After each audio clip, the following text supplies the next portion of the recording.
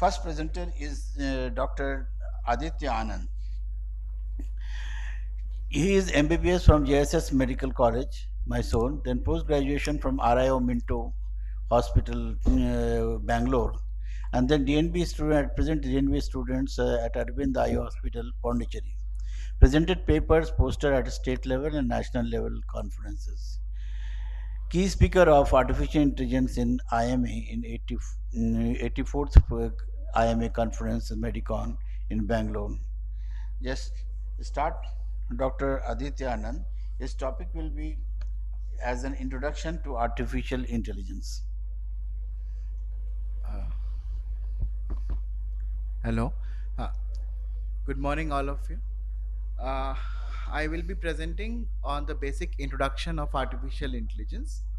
So, coming on to the topic, so what is artificial intelligence? It's a simulation of human intelligence processes by machines, especially computer systems.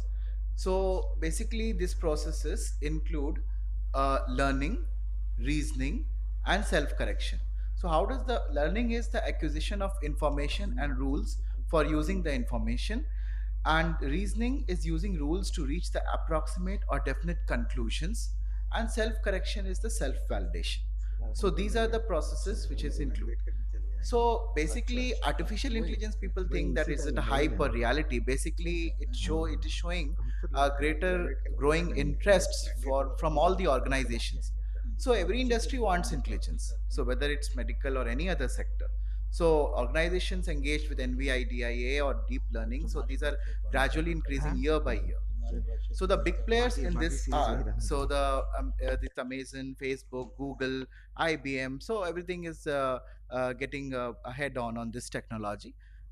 And in the big players, startups, a lot of startups are also there, especially this MetaMind and Deep Instinct, SkyMind. So there are a lot of startups coming gradually years by year, and everyone is working on artificial intelligence. Recently, the Gravitas have also started on this. So the components of artificial intelligence, how does like it covers basically all the knowledge, perception, natural language processing, machine learning, robotics, planning, neural networks, and cognitive system. So we will discuss ahead of in coming slides. So artificial basics is like it is the objective, it is to automatically detect and measure the pathologic features in images of the eye. So basically recognize the images and then it gives the results. So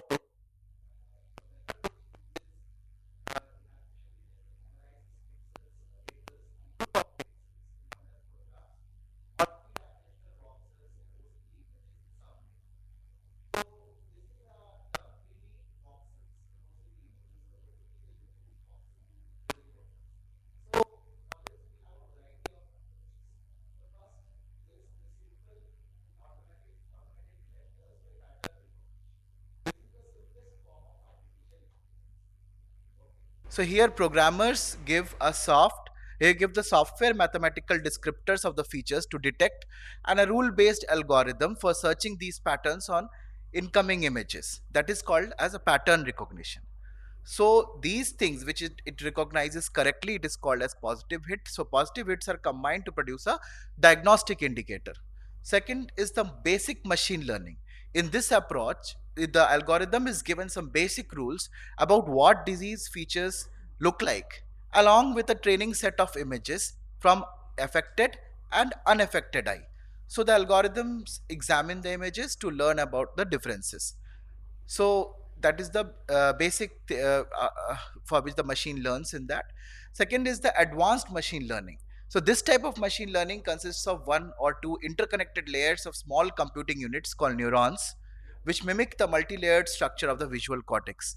So here, as you can see in this picture, there are a lot of inputs which is coming to the machine from various sources, whether in pattern in images pattern. So machine learns itself in the supervised learning, and whether which images are correct or the positive hit comes, so machine learns itself to detect it as a correct image, and later on the on the subsequent search and subsequent recognition, it goes towards the more correct results. So that is how it learns to layer by layer, and outputs of the neurons in each layer feed forward onto the next layer for further analysis by the data of that layer, and the final layer yields the diagnostic output. Thus, the neural network learns to associate multiple specific inputs of disease feature detectors and results in more accurate diagnostic output. So now coming on to deep learning with convoluted neural networks, the term deep learning is used because there are multiple interconnected layer of neurons. And second is because they perform their task through repetition and self-correction. So this new approach leads to latest iteration, the software of artificial intelligence. Thus it comes closer to resemble thinking like us or thinking like humans. Okay. So there's a disease feature based versus image based learning. So in this what we do is this till now the machine learning algorithm what we have discussed till now, it's a multi-layered data algorithm based on clinically known characteristic of disease such as any kind of pictures, hemorrhages or exudate. So it is the supervised learning system. But now there is something called as like now what happens here, scientists is verifying so whatever inputs we have given in the data learning system, or so these same image characteristic that a human would identify, the machine can adjust the algorithm if necessary. But however, the Google developed successful system called as Google Brain in 2016, but it is an unsupervised black box system. That is why how it adjusts the algorithm if necessary in this black box system. So the Google's deep learning algorithm here teaches itself to correctly identify diabetic lesions or photographs, though it was not maybe it was not given as input like that, but the results they will give a correct, that's a correct result. So basically it is an unsupervised learning system which yields a correct output. So what's so exciting with deep learning is it actually scientists are not yet sure what and how the system is looking at. All they know is that it's arriving at a correct diagnosis as often as ophthalmologists are. Ultimately, so artificial intelligence will act as a complement to the skills of physicians. But unsupervised black box system unsettles some specialists with fear due to unsupervised approach. But definitely it will fascinate others because the results they're giving correctly, that too through the unsupervised system, so it can even the non specialists can also get the results, correct results because of this. But however it is not correct almost I mean many times it was not, it doesn't yield a correct result.